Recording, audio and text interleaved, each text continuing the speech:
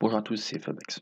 Donc, dans cette nouvelle vidéo, je vais vous présenter comment installer Qt Creator sur une version Linux et sur une version Windows. Donc, tout d'abord, rendez-vous sur dao.fr. J'ai fait un petit article sur Qt Creator. Donc, si jamais il n'est pas sur la première page d'accueil, vous pouvez y accéder en tapant Qt dans la barre de recherche et vous aurez l'article Qt Creator Linux et Windows installation. Donc, une fois cliqué dessus, vous aurez tous les prérequis. Donc, installation, donc là vous avez les différents avantages, différents inconvénients. Et comment installer Qt Creator pour la version Linux. Donc tout d'abord, comme vous pouvez le voir, il faut installer G++ avec cette commande là et installer OpenGL pour Qt Creator. Donc il y a soit cette commande qui marche sur certaines versions de Linux, et si cela ne marche pas, il y a cette commande là. Après, vous pouvez exécuter l'installation de Qt sereinement. Pour Windows, c'est un peu plus simple, et encore ça dépend. Il suffit de se rendre sur ce site, là, qui est easy, d'aller sur Download,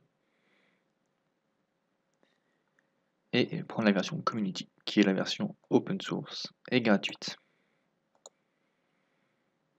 Voilà. Donc à partir de là, nous avons, comme on peut le voir, le choix entre Qt Online Installer et Qt Offline Installer. Nous allons voir Qt Offline Installer. Donc on peut le voir ici pour la version Linux, il y a très peu de choix différents. Il y a le choix entre la version 32 ou 64 bits, et pour si on veut faire de l'Android ou pas. Pour Windows, c'est un peu plus compliqué, car comme on peut le voir, il y a beaucoup plus de choix de versions qu'à la version 64 bits VS, donc c'est Visual Studio 2013. Avec Visual Studio 2013 avec OpenGL en plus. Après, il y a la version 32 bits et il y a la version main GW. Après, c'est tout dépend si on va faire de l'Android et avec de la Windows RT. Donc, il faut savoir qu'en prenant main GW, tout est compris dedans. Or, l'inconvénient de prendre une version, enfin l'inconvénient et l'avantage de tout dépend, prendre une version Visual Studio, c'est qu'on est obligé d'installer tout le pack de Visual Studio. Donc, en installant Qt Creator, il vous faudra télécharger Visual Studio version express pour pouvoir avoir le compilateur. Or, avec MinGW, le compilateur est dans Qt Creator. Donc, c'est une version open source. C'est celle que je prends actuellement. Et elle va pas trop mal.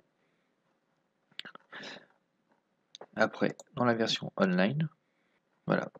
Donc, pour la version online, il suffit de prendre votre version que vous voulez. Pour Windows, là, dans la version online, il n'y a qu'un seul choix possible. Donc quand on clique dessus, voilà, donc il va le télécharger. L'inconvénient d'une version offline, c'est que vous n'aurez pas accès aux mises à jour. Vous êtes pour le moment, je ne sais pas si c'est fait exprès ou pas, mais vous êtes contraint de rester avec votre version. Vous ne pouvez pas installer d'autres composants ou désinstaller. Contrairement à la version Qt Online, on peut avoir le choix des composants que l'on veut, des mises à jour si l'on veut en faire, etc. etc. C'est l'inconvénient. Mais bon, il y a toujours moyen de, avec une version offline, d'avoir le choix. Et je vous montrerai plus tard comment faire. Donc une fois que le téléchargement sera fini, donc vous l'ouvrez. Vous ferez suivant. Cette méthode d'installation marche aussi bien pour les versions Windows que pour les versions Linux. Sauf qu'il y aura un peu moins d'options pour la version Linux, que l'on verra plus tard.